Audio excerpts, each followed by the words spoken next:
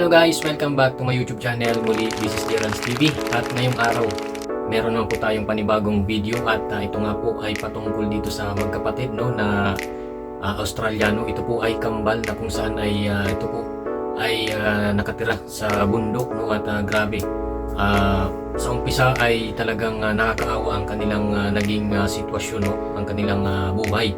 Pero binilibang po ito ni Kalingap Rab ang dalawang magkapatid na ito dahil nakitaan po ito ni Kalingap Rab ng talagang yun naman ay talagang kahanga-hanga po talaga, so yan po ang ating alamin at talagang grabe, nakaka-antik din ang kwento ng kanilang naging karanasan sa kanilang buhay. So syempre, bago natin ipagpatuloy ang video ito ay kung bago ka pa lamang po dito sa ating channel, ay huwag niyo pong kalimutang bisitahin ang mga channel ng Magamang Val Santos Matubang, Kalingap Rab at Edna Vlogs, at syempre lahat po ng Kalingap Partners, at binabati ko rin po kayo ng isang mapagpalang araw sa inyong lahat saan mang sulok po kayo ng mundo naroon, ano man ang iyong ginagawa sa mga oras na ito.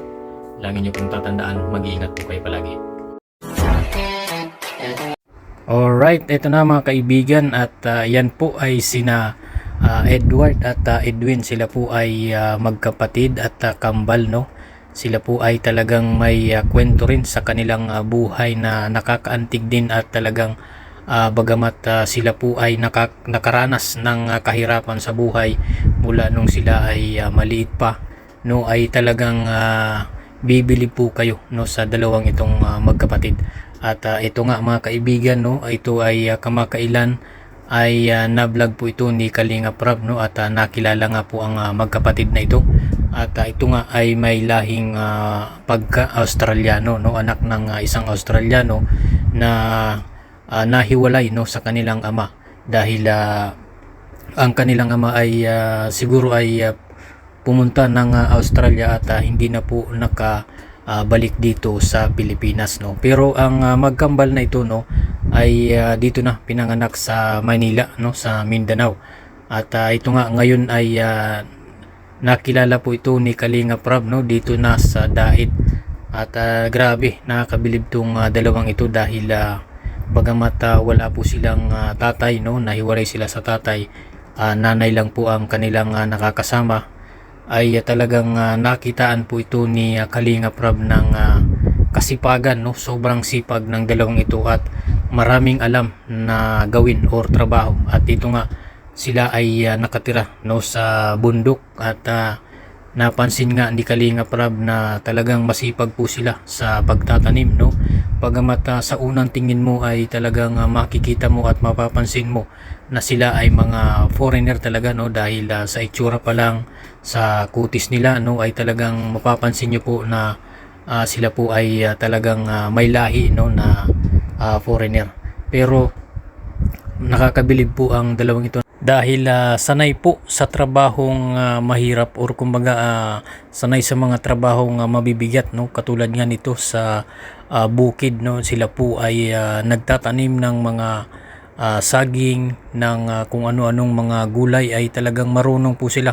Katulad nga nito na nasa picture, ay sila po ay marunong gumawa ng kumbaga maliit na bahay, na kubo, na talagang mabilisan din silang magtrabaho. Napakahusay po ng dalawang ito. Kaya naman itong si Kalingap Rab ay talagang bilib na bilib sa dalawang ito dahil kahit sila po ay medyo naghihirap talaga sa kanilang buhay, ay talagang hindi nakitaan ni Kalingap Rab ng kahinaan or mawalan sila ng pag-asa. Talagang makikita mo sa kanila na talagang positibo ang kanilang pag-iisip, at talagang grabe.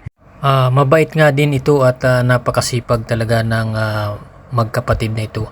Samantala ay tuwang-tuwa po sila nung nakilala po nila si Kalingap Rab, at naikwento nga nila kung ano yung kanilang naging hirap, naging karanasan nila simula po nung bata pa po sila hanggang ngayon. Talagang grabe, ay sa bundok din talaga sila nakatira, at naikwento rin kay Kalingap Rab na sila po ay sanay sa trabahong hirap. Pero parang ayon nga sa kanila ay parang normal na po sa kanila dahil yun na po ang kanilang kinamulatan yung magtrabaho po, no. At talagang makita po natin sa video sa vlog ni Kalinga Prab ay napakasipag ng dalawang ito, no. At di mo akalain na sa kanilang itsura, no, dahil nga mga foreigner ay talagang di mo akalain na sila po ay marunong sa trabahong pagbubukid, no,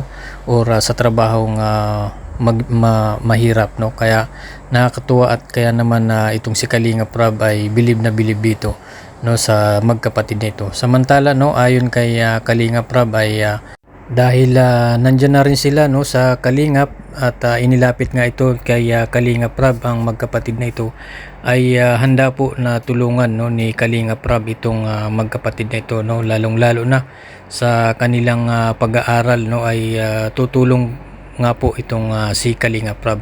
At ang isa pang gusto, no, ng magkapatid na ito na sana ay balang araw, no, ay makita nila ang kanilang tatay, no, na Australiano.